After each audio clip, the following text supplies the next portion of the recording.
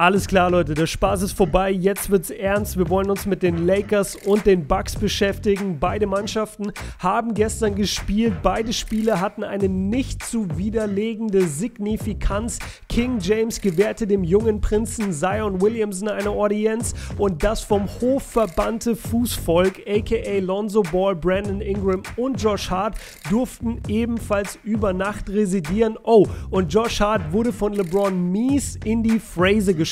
Im Osten spielten die unbesiegbaren Bucks ihr zweites Spiel eines Back-to-Backs in Toronto und gewannen natürlich, denn in Milwaukee hat man vergessen, wie man Spiele verliert. Sie stehen jetzt damit bei 50 Siegen und 8 Niederlagen, nur eines von 10 Teams in NBA History, dem dieses Kunststück gelungen ist.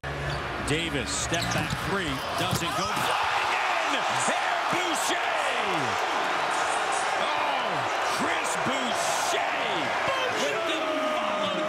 Zurück zu den Lakers. Für mich war das ein typisches Eier auf den Tisch legen Game von LeBron. Die ganze Welt spricht gerade nur über Zion. Der Super Rookie kommt nach LA. Oh mein Gott, das muss ich sehen. Und LeBron hat dann manchmal diese Momente, wo er zeigen will, ey Alter, ihr wisst schon, dass ich fucking LeBron James bin. 40 Punkte, 8 Rebounds und 6 Assists. 2 wichtige Buckets in der Crunch-Time, um den Sieg für die Lakers zu sichern. LeBrons Performance hat mich nicht wirklich überrascht. Wie gesagt, er hat ab und zu solche Spiele, wo er mal die 100% seines Könnens auch wirklich zeigt. Viel interessanter war es, Zion gegen die Lakers Monster in der Zone zu sehen. Der Junge ist legit. 29 Punkte. Er hatte einen Move am Ende des zweiten Viertels, wo er das 1 gegen 1 mit Anthony Davis gesucht und dann im Drive gegen ihn gescored hat. Zion ist einfach so ein Cheatcode. Erst hat er AD mit seinem schnellen ersten Schritt überholt und als AD ihn dann unterm Korb noch irgendwie challengen wollte, hat Zion ihn einfach mit seiner Masse weggebumpt. Also ich bin ein absoluter Fan.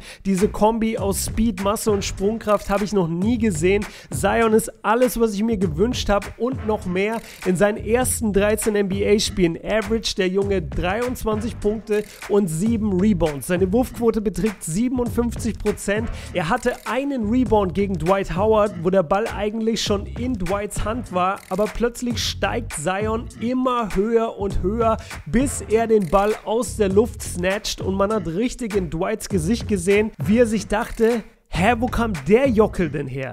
Ich glaube nach wie vor nicht, dass die Pelicans diese Saison die Playoffs erreichen werden. Dafür sind Memphis und Portland einfach zu stark. Die einzige Hoffnung, die Pelicans-Fans haben, ist der restliche Spielplan, denn laut Tankathon.com haben die Pelicans den zweitleichtesten Restspielplan der Saison und Memphis beispielsweise den schwersten. Ich würde trotzdem nicht darauf wetten, dass New Orleans an der 8 landet, aber die Hoffnung stirbt zuletzt, Pelicans-Fans. Bevor wir jetzt zu den Bucks kommen, will ich noch kurz was zu den Lakers sagen.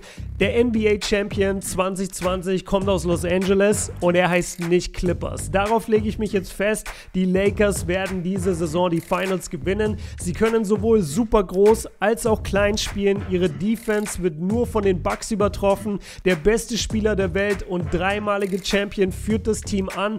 AD ist genau das Two-Way-Beast auf der 4, was sich LeBron immer gewünscht hat. Die Teamchemie stimmt, die Coaching-Situation stimmt. Es gibt genug Shooter und wenn es hart auf hart kommt, spielen wir ein Pick and Roll mit AD und mit Bron.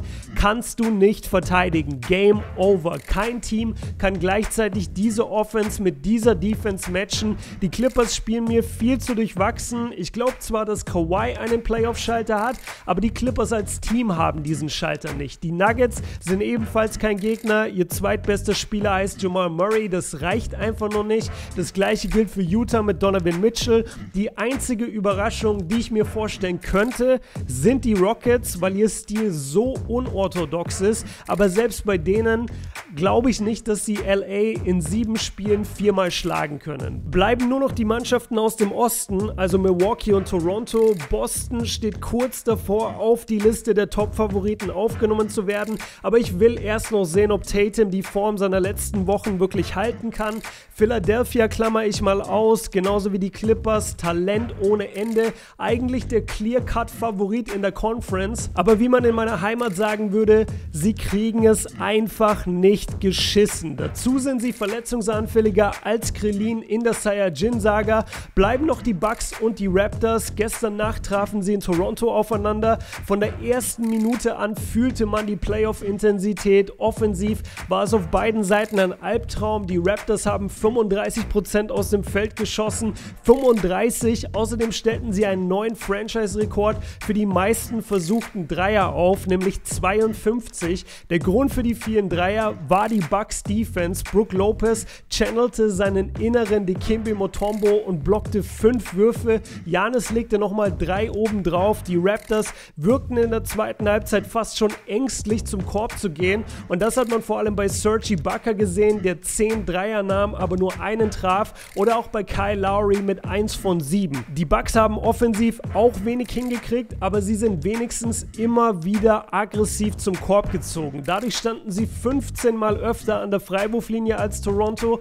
Der vergessene Matchwinner war für mich Dante DiVincenzo. Mit seinen offensiven Rebounds und Drives zum Korb konnte er im vierten Viertel die Führung ausbauen und den Dagger setzte dann aber doch Giannis Antetokounmpo, ausgerechnet mit einem Dreier aus der Corner. Giannis meinte nach dem Spiel, es hätte sich wie ein Playoff-Game angefühlt und er hätte vor dem Spiel viel über das Ausscheiden letztes Jahr in den NBA Conference Finals nachgedacht. Ich glaube, die Bucks haben mit diesem Sieg einen mentalen Sieg über die Raptors errungen. Schau mal, die Bucks haben 3 Spiele in 4 Nächten. Das Raptors-Spiel war das letzte und es war auch noch die zweite Nacht eines Back-to-Backs. Normalerweise hätte Toronto Milwaukee aus der Halle fegen müssen, aber sie haben es nicht hinbekommen. Ich glaube, eine Neuauflage der Conference Finals wäre dieses Jahr nochmal geiler, denn jetzt haben die Teams wirklich auch schon History miteinander. Drake, so nervig er ist, verkörpert den neuen Spike Lee, einfach dieser Celebrity-Fan, der dich als Gegner mit seiner bloßen Anwesenheit an der Seitenlinie triggert. Ich liebe diese ganze Rivalität, die da gerade entsteht. Wenn ich dieses Jahr zu den Playoffs fliege, dann hoffentlich nach Toronto oder Milwaukee. Und wenn ich mich heute festlegen müsste, würde ich sagen Milwaukee in 6 oder 7 gegen die Raptors im Eastern Conference Finale. Und in den Finals würde ich es dann aber doch an die Lakers geben, denn Giannis und Chris Middleton reichen gegen LeBron und AD und dieses ganze Laker-Team, was ich gerade beschrieben habe, einfach nicht aus. Alright Leute, das war's von mir. Danke fürs Zuhören. Haut rein Leute. Peace.